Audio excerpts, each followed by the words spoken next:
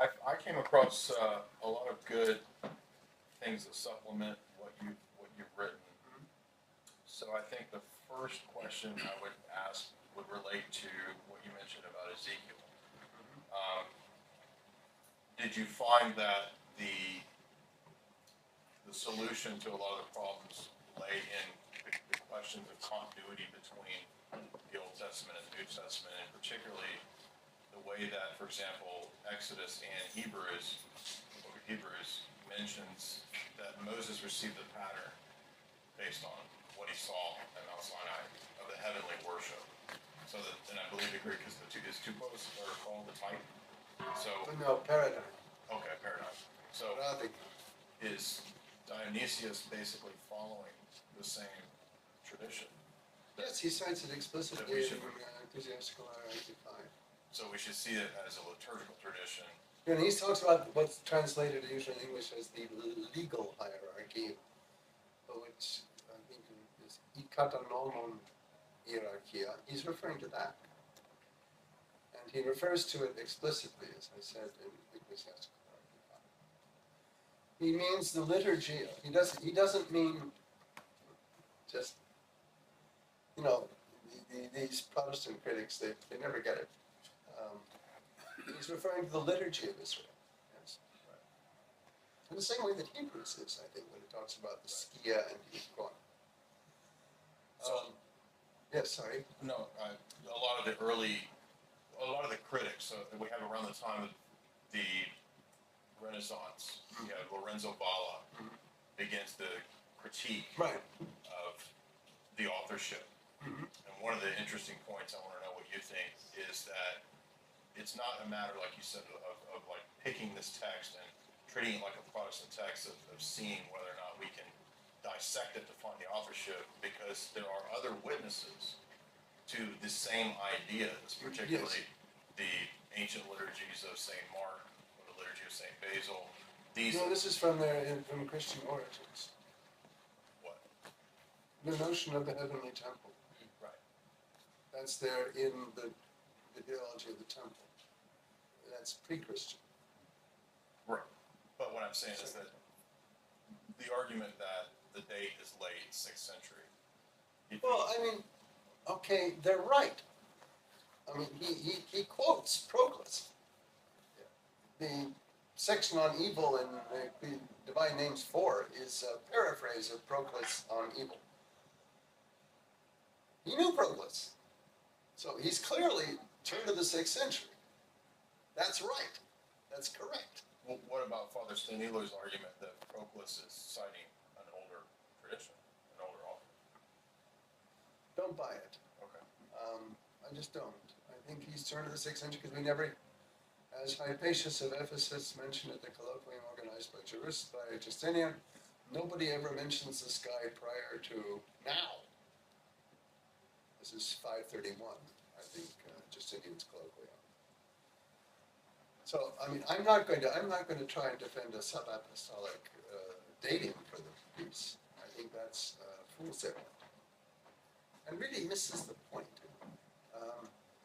Well, doesn't the liturgy celebrate his day as who he's believed to be? Yeah, I think we get two saints for one. we get Dionysius the Areopagite, the disciple of St. Paul, and we get whoever the author of these things was. They're both saints. But they're not the same.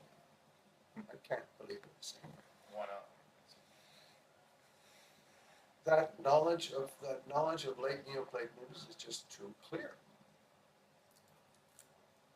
It's not just the issue of liturgies and whatnot. Of course, he's following ancient tradition. But he also has a lot from contemporary philosophy at the time.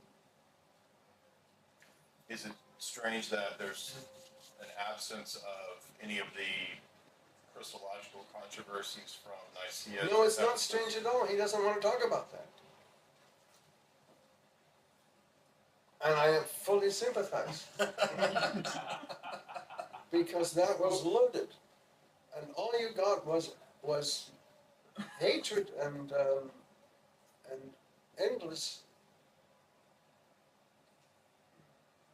endless, what's the word?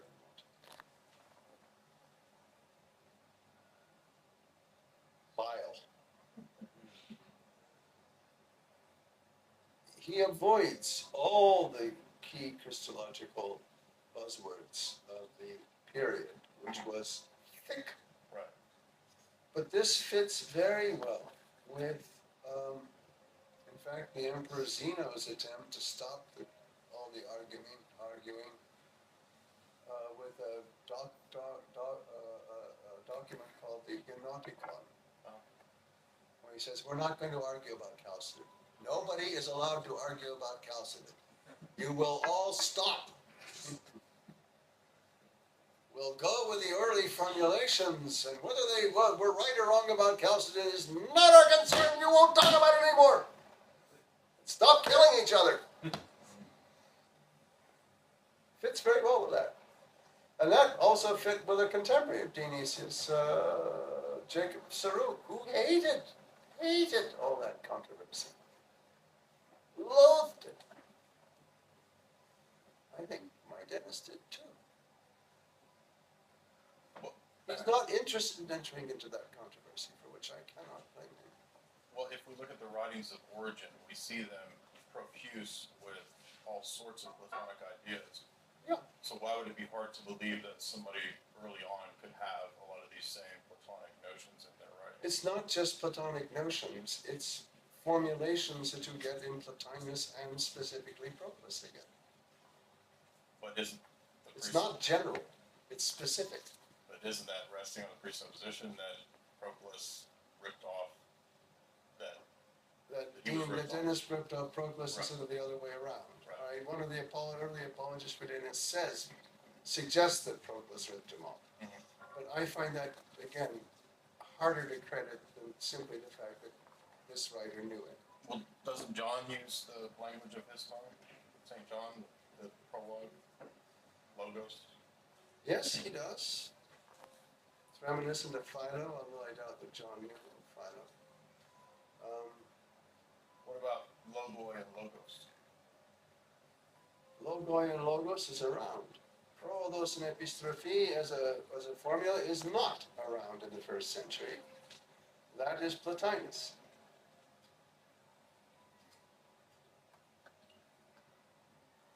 Can you say that again? What's Plotinus? Prolodos and epistrophe, which is a key formula. Moni prolodos epistrophe, a key formula for this. Just as the frequent resort to triads is typical of late Neoplatonism, not simply of Plotinus, but of later, of Iamblichus and successors. And I don't see the necessity of trying to defend the first century data. What about fragments of Pantaenus? Pantaenus, and then sort of the Alexandrian tradition. If you look at St. Clement's writings, I mean, you find a lot of the same ideas. Oh, criminy! But then you've got to reconstruct Pantaenus. I mean, you don't have him. You just have Clement and Origen. Right. Now this gets really complicated. You start having to construct whole theories. Let's ask a couple more questions. We'll get back to you, Jay. Thank you very much. Todd, you got a question? This falls pretty well on what sort of things will be coming up. I'm interested in Syriac background, so I guess this is two questions. I just done a little bit of reading on him. What is his tie to the Syriac world? And That's a really good question. let me just throw one more thing. Maybe you don't know. So this is during the period of Justinian, right? And there's a massive cross-fertilization going on in the Syriac world. You may know that Theodora, was funding site missions behind her husband's back. Cosmas, the anti-traveler, is writing this work, and he's in contact with the Archbishop in Persia. Yeah, but he was a dingo. It's fine. He was very local. He was very local. I mean, you got to hand that. Is there a period of the cross-fertilization that I've seen in Justinian period? Could that be somehow in this in some way. You know, you're getting into, again, areas where I just wasn't interested in exploring because it didn't seem to be terribly significant, fundamentally effective. Now, in argument for one of the candidates for Dionysian authorship, that is important. And this is the theory put forward by a Georgian scholar named Lukubidze back in the 30s, that was resurrected by a Syriac, a Belgian, a French Syriac scholar named Honigman in the late 40s, and then resurrected by another French Francophone scholar in the 90s, Van Westerman, I think. Very interesting argument. That the author of the Dionysian corpus is Peter the Georgian. And especially Echelon or Eschenbach. That was a very interesting piece. That put together a lot of very interesting things that included education with the imperial court, because Peter was the son of a Georgian prince and was kept as hostage at Constantinople, but became a kind of adopted son of the imperial couple. But not, this is post-Justinian, or pre-Justinian. It's 4th century, or 5th century, mid-5th century. Exposed to Neoplatonist theology, shaped by the monastic milieu of Palestine, which was heavily imbued by Evagrius's legacy. A lot of things that just fit very well with the Dionysian corpus. The trouble is that we have nothing that was written by Peter that we know. So we have no way of comparing them. And thus it remains merely an interesting theory that we can't prove. I liked it myself. I thought it fit a lot of things. But I can't subscribe to what can't be proved. What fascinated me about who was it who brought up the Syriac literature? You know, we don't know. Again, we don't know. But the suspicion, I think, an entirely rational suspicion, is that the writer of these works knew Syriac. And one reason, for example, for maintaining that position is the picture of the monks in Ecclesiastical Hierarchy 6. The monks, as he portrays them, and he says, monk is an apostolic era phrase, word, which on the face of it appears simply ludicrous, because what is monasticism as we know it come into flower 4th century. On the other hand, he says there are 2 words for these people in the church. One is monachos, the other is therapeutis. Well, therapeutis has good 1st century credentials. It's used by Philo in De Vita Contemplativa. But what about monachos? What is the possible reason he has for using that and maintaining a 1st century pseudonym? Well, I think there turns out to be some reason. First of all, Gospel of Thomas is our earliest use of the word monk, monachos. The monachoi shall enter into the bridal chamber. It's not clear exactly what's meant by monachoi, but it's rather clearly celibate, celibate Christians. And this passage is actually we have in a late 2nd century papyrus fragment. And there has been some literature actually connecting that with Dionysius' picture of the monks in Ecclesiastical 6 by Marguerite Arles, first of all, I think, by Antoine Guillemot later on, and by the gal who wrote the best article extant on the early Christian use of monk, the word monk, the pre-classically monastic period use, a woman named Françoise Morad.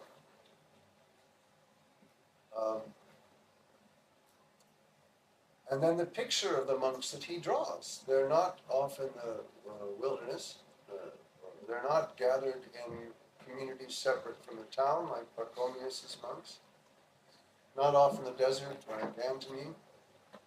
They're in the town, they're in the church, in the local church, where they have a special place, where their tonsure is connected with baptism, which point Dionysius makes explicitly. And this corresponds exactly to the picture of the Ichidaiae, the single ones that Afrahat of Persia paints in the mid-4th century. And obviously speaking of an institution which is already extant in the Syriac-speaking church and has been around long enough to go back. Because Afra is concerned with correcting a number of abuses. So he had reason to use to believe that using this word and putting it in the mouth of an apostolic age writer would make perfect sense. Other question? Yes. So, and that would in turn seem to point to the fact that he knows about the ancientest traditions of the Syriac-speaking Christian world. I'd like to ask Jonathan a question. You may have a question for Vladika, but first, why don't you explain to us what you told me earlier today, why you think that Dionysius' hierarchical teachings are extremely important and relevant for our culture today. First, I want to say thank you. You had me almost teared up. You almost what? You had me tearing up as you were telling the story of your discovery of the relationship between the liturgy and the architecture of the church and the ascent of Moses into the dark unknown. I think that, like myself, I'm not a theologian, not an academic. I'm an image maker, and I'm someone who looks at images and looks at patterns, both in scripture and in iconography and in the liturgy, and how all those patterns function as a whole, and how they reflect also the tradition of hesychasm and the entering into the heart, and all the things that you mentioned, and I've had a deep intuition for years that obviously all those things are just different levels of the same hierarchy of ascent. And my intuition for the last several years has been that this hierarchy is the key to the chaos of what's happening in the world, and the key to the chaos, some of the chaos that's happening in the church as well, because the notion that a hierarchy is an obstacle to the divine is one side of the question, but the other side is that it's also the manner by which we can participate at all levels of the ontological ladder, let's say, that stretches into the non-being of beyond being of God.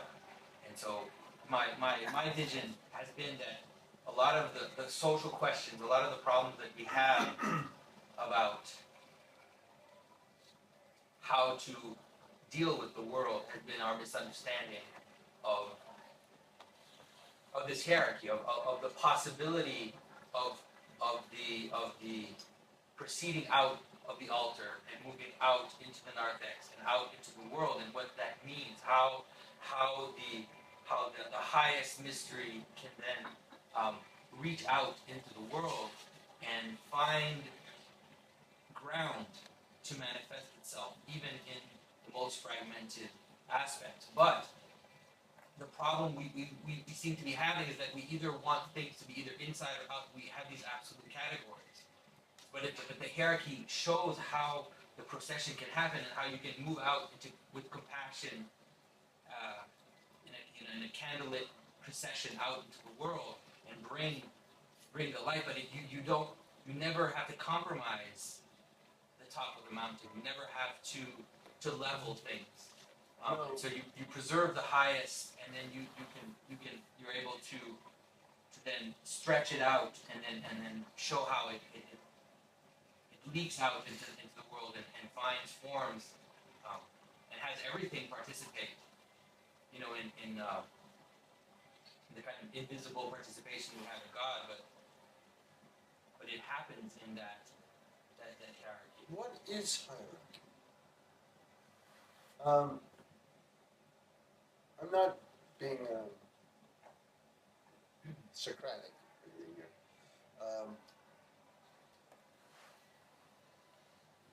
I think we should understand something very simple with respect to Dennis. Hierarchy for him equates to liturgy. It is the structured worship which is revealed. The revealed worship, right, which we get from the apostles, and then from the revelation, before the revelation to Moses on Sinai. Hierarchy is structured worship. The revealed worship. Yes, I remember when Syriac was writing his Adam's Lament, he talks about the revelation of true worship. Back to the Slav rendering of orthodoxia, pravoslavia. After all, voxa in Greek can mean two things. It can mean opinion or it can mean glory. Yes? The Slav rendering chooses the second, not the first. Not right teaching, but right glorification, right worship. Which I think is a profound instinct and probably truer. We in modern American English talks about orthodoxy, small, lowercase o. We mean, the prevailing held opinion or something. But that's not, I think, what the church means first and most. It means the true worship. And part of that. And that's what he means. And in those 4th century Syriac sources that I was citing, Syriac and not Syriac, because the Macarian homilist writes in Greek, the Liber Gaudium in Syriac talks about the little church of the heart, the visible liturgy as the earthly liturgy as given by the same Spirit who presides over the heavenly liturgy, as given in order to allow the little church of the heart to access the heavenly church. Yes, it's only by means of this. Right. And then Macarius, a generation or so later, calls the liturgy, the church, the image, first of all, of the saint, of the man of God, and the image of what is at work in the soul, the upodigma, the exemplar of what is at work in the soul by grace. And then Dionysius adds to this in ecclesiastical hierarchy, or celestial hierarchy, 3. He says a hierarchy, meaning liturgy, stamps itself, shapes them, Right. So the liturgy shapes us. The shape of the liturgy forms us in a manner kind of like Emilianos talking theologically. theology to me, I remember nothing. But somewhere it must have left its stamp, so the liturgy on us all leaves its mark, shapes us for God. Shapes us for the encounter with God. And the thing that when I'm saying that it's kind of the key to a lot of the problems that I think we Well, have. in that sense, I certainly accept it as a key. Right. In the sense also that, let's say that the liturgical space, I tend to think more. I make icons, so I tend to think in terms of space. And so this movement from the altar out towards the nave and then into the narthex. Well, the narthex, although it is the door to the outside, it still participates to the level that it can participate at its level in the mysteries, but it's this procession out into the world, and so it's like there's this the capacity for things to have their. It's like some places in my life are still at the door of the narthex. Let's say there's some aspects, some passions which are there, and the need to move towards the altar, and then some people, some every aspect of life, every aspect of contemporary life has the possibility, let's say, as it stands right at the door of the church, and at the door of Pentecost, let's say, to slowly be transformed as it moves, possibly towards the altar. And I'm being a bit confusing in the way I'm explaining it.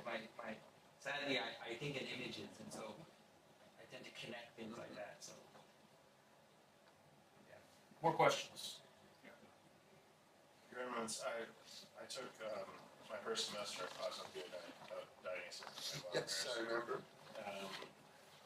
And it helped frame, because there's a lot of paradigms that modern Orthodox theology has attempted to assemble or synthesize to be able to articulate orthodoxy. And I found the framework that you laid out in the class one of the better ways to be able to do it. So I'm wondering kind of a practical question about catechesis and ways of teaching that incorporate, because it changes a really basic way that most of North America reads the New Testament or the Old Testament. And so it requires, because I feel like a lot of the synthesis, what happens is we end up like essence energies or like these kind of random dogmatic things that we then try to say, this answers all of the problems. Instead of for me, what seems to be a biblical, liturgical, ascetical ethos that orthodoxy inhabits and lives, that doesn't asphyxiate on particular dogmatic points, but actually allows a breadth and an ability for people to read scripture differently, to encounter God in all the different levels that you've outlined, that to me just actually holds the tradition. I'll say, when I read Lasky, I say, okay, well, what about this author and that author? Because you only have this strand of the Greek fathers. What about the Syrian father? So, I don't know, maybe your thoughts on that.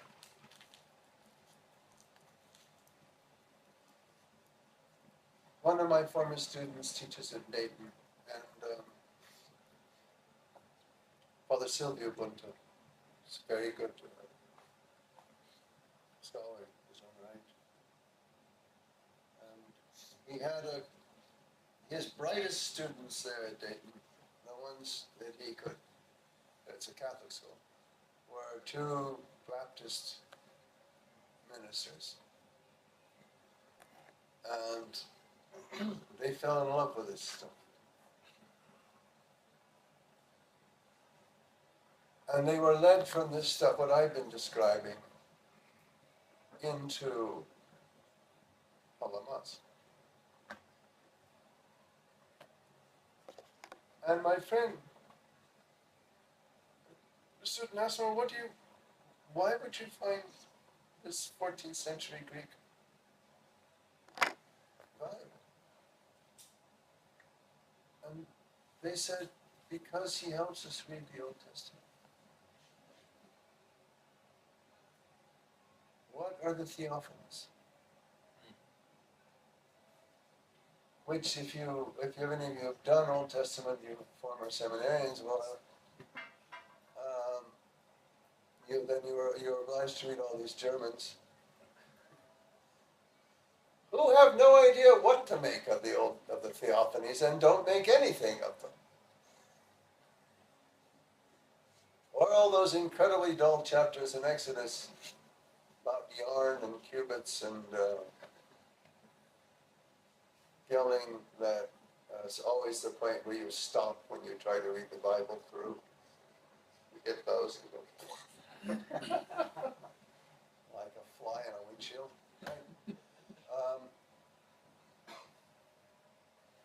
But these make sense of it. And that was I think that was one of my motives, because I loved the Old Testament from my first year and my first semester. But there was no use made of it in the great patristic revival theologians that I was reading. None. Zip.